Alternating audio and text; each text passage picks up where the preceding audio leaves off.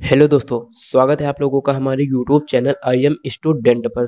तो दोस्तों, आज हम आ चुके हैं अपने बिजनेस स्टडीज़ के सेकंड चैप्टर पर। इससे पहले हमने एक चैप्टर ख़त्म कर लिया है। अगर आपने उस चैप्टर को नहीं देखा है तो मैं उस चैप्टर की जो लिंक है उसको डिस्क्रिप्शन में दे रहा हूँ। आप जल्दी से उस लिंक पर क्लिक करके पहले उस वीडियो को समझो और फिर इस वीडियो को समझना, ठीक है।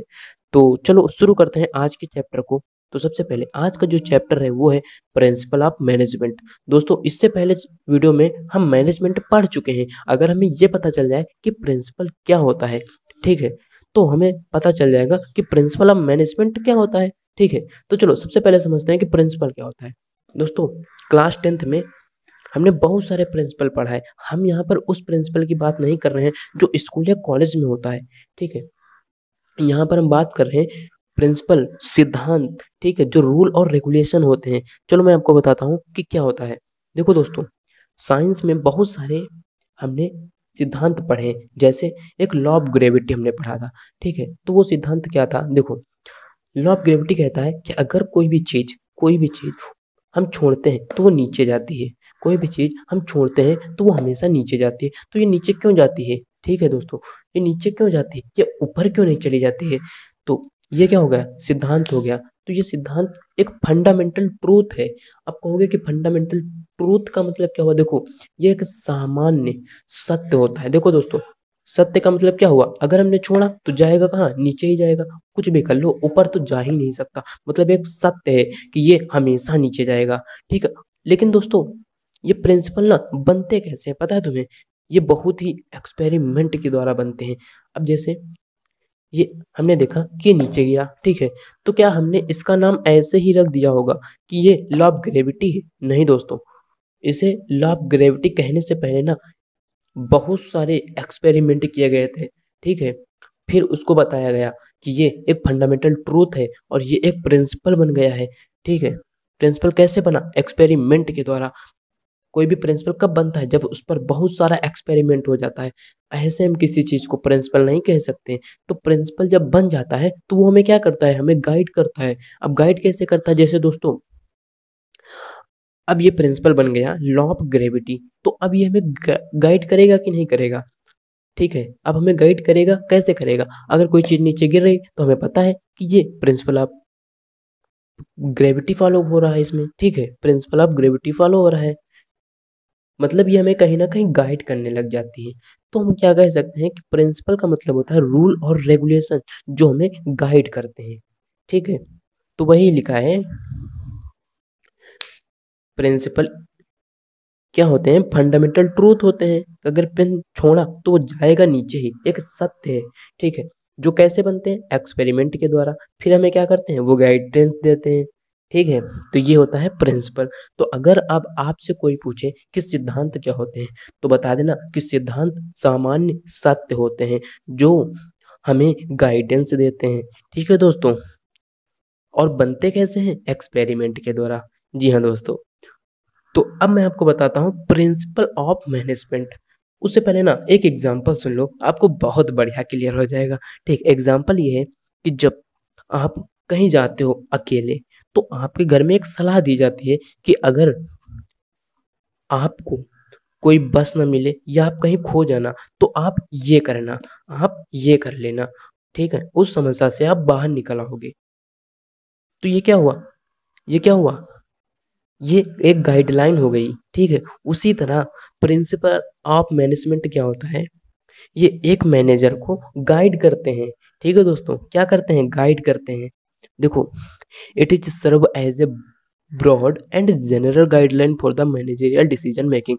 दोस्तों, क्या होता है? मान लो ये एक बिजनेस का मैनेजर है, ठीक है दोस्तों, और कुछ प्रिंसिपल बने, वो इसको गाइड करते हैं कि अगर आप इस समस्या में फंसे हो ना, तो अगर आप इस सिद्धांत को फॉलो करोगे तो क्या तुम उस समस्या से बाहर निकल आओगे। तो यही होता है प्रिंसिपल ऑफ मैनेजमेंट। मतलब अगर आप आपसे कोई पूछे कि ये बताओ कि प्रिंसिपल ऑफ मैनेजमेंट क्या होता है, तो आप क्या बताओगे? प्रिंसिपल ऑफ मैनेजमेंट का मतलब होता है वो एक जनरल गाइडलाइन होती है जो एक मैनेजर को ये बताती है कि अगर आप किसी समस्या में फंस गए हो तो आप ये सिद्धांत फॉलो करो और आप उस समस्या से बाहर निकल आओगे।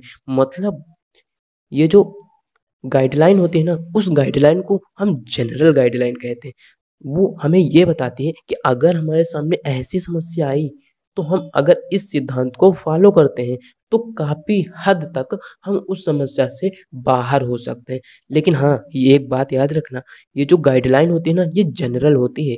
ये हमें एकदम श्योरिटी नहीं देती है कि मतलब अगर हमने इस सिद्धांत को फॉलो किया तो हम पक्का ही उस समस्या से बाहर हो जाएँगे। हाँ, काफ़ी हद तक तो हम उस समस्या से निपट सकते हैं, मतलब बाहर हो सकते हैं, ठीक है?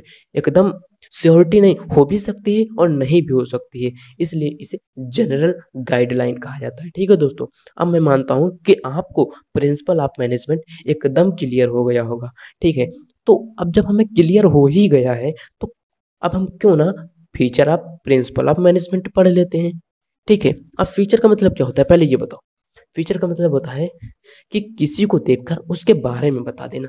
अब देखो, मान लो आप ये हो, ठीक है? तो अगर मैं आपसे पूछूं कि आपकी कोई विशेषता बताओ, तो मैं यहाँ पर क्या विशेषता आपकी बता सकता हूँ? मैं बता दूंगा कि आपका मुंह बहुत बड़ा है, ठीक है? आप थोड़े से मोटे हो, ठीक है? आप थोड़े से दुखी हो, मतलब किसी को देखकर उसके बारे में बता देना क्या होता है, फीचर। समझ में आया? बस, तो वही हमें लिखना है। अब हम क्या देखेंगे, प्रिंसिपल ऑफ मैनेजमेंट को, और उसको देखकर हम बता देंगे कि तुम्हारी विशेषता ये है। देखो, पहली है यूनिवर्सल एप्लीकेबिलिटी। अब यूनिवर्सल एप्लीकेबिलिटी का मतलब क्या हुआ, इसे ना सारे ब्रह्मांड में, चाहे अमेरिका हो, चाहे चीन हो, चाहे इंडिया हो, सब कोई इसे लागू करता है। चाहे बिजनेस इतना बड़ा हो, चाहे इतना बड़ा हो, बिजनेस जो है ना, इसे फॉलो करता ही है, ठीक है? तो मतलब प्रिंसिपल ऑफ मैनेजमेंट जो होते हैं वो क्या होते हैं, यूनिवर्सल एप्लीकेबल, ठीक है? और जनरल गाइडलाइन होते हैं। जनरल गाइडलाइन, इसे तो आप बहुत ही बेहतर तरीके से जानते होंगे। जनरल मतलब सामान्य, गाइडलाइन मार्गदर्शन, ठीक है? मतलब ये हमें सामान्य मार्गदर्शन देते हैं, ऐसा नहीं, हमें एकदम श्योरिटी देते हैं कि अगर हमने इस प्रिंसिपल को फॉलो किया तो हमें उस समस्या से निपटारा हो ही जाएगा। मतलब हम काफ़ी हद तक उस समस्या से निपटारा पा सकते हैं, ठीक है? अब आप पा ही जाओ, ये गारंटी नहीं होती है, ठीक? अब देखो, based on practice and experiment. अब जरा आप ये बताओ कि ये जो प्रिंसिपल होते हैं ना, ये बनते कैसे हैं? अभी तो मैंने आपको बताया था कि कैसे बनते हैं, experiment, practice, experiment, practice, experiment, practice, experiment, ठीक है दोस्तों? और ये फ्लेक्सिबल होते हैं, ये चीज़ याद रखना, इन्हें फ्लेक्सिबल माना जाता है। जो साइंस के होते हैं प्रिंसिपल, वो रिजिड होते हैं, ठीक है? लेकिन इसके जो होते हैं ना, वो फ्लेक्सिबल होते हैं, क्योंकि ये हम अपनी सिचुएशन के हिसाब से ना इसे हम चेंज कर सकते हैं, इसलिए इसे फ्लेक्सिबल। फ्लेक्सिबल का मतलब क्या होता है, फ्लेक्सिबल का मतलब क्या होता है, फ्लेक्सिबल का मतलब ऐसे ऐसे, ऐसे ऐसे होता है, मतलब कैसे भी हम झुका सकते हैं, चाहे इधर झुका दें, चाहे इधर झुका दें, ठीक है? तो ये क्या हो गया, फ्लेक्सिबल।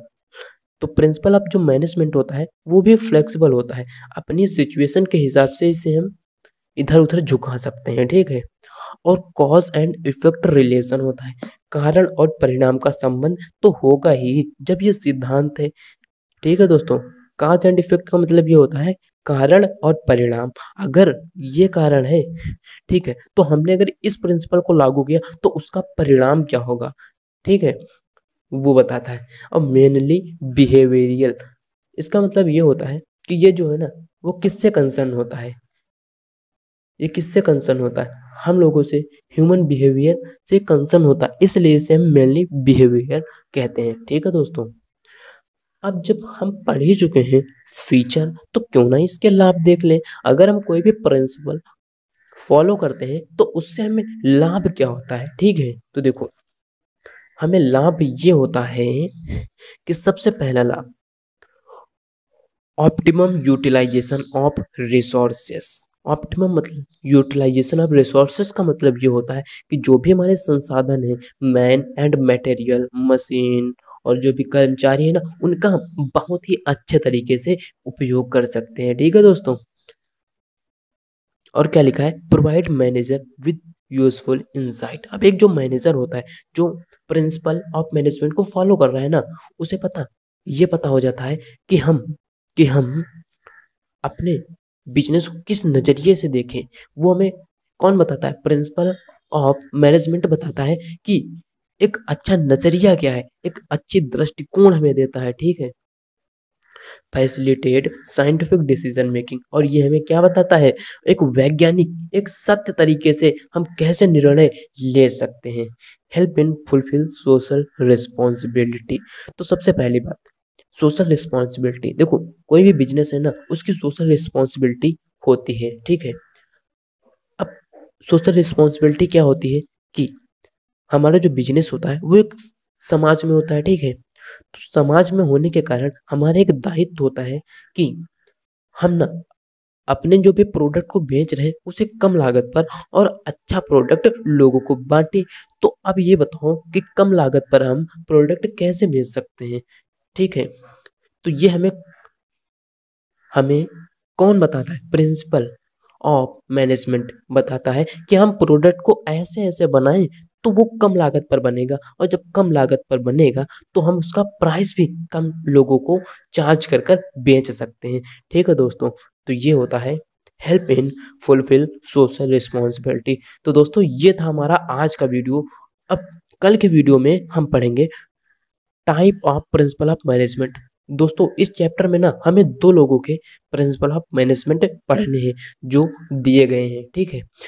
इसमें दो लोग थे, एक थे फयोल और एक थे टेलर, ठीक है। इन्होंने दिया था जनरल मैनेजमेंट और इन्होंने दिया था साइंटिफिक मैनेजमेंट। तो कल के वीडियो में हम पढ़ेंगे फयोल प्रिंसिपल ऑफ मैनेजमेंट, फिर जो परसों के वीडियो में पढ़ेंगे वो है टेलर प्रिंसिपल ऑफ मैनेजमेंट, ठीक है दोस्तों। तो मिलते हैं अगले वीडियो में, बस आज के लिए इतना ही।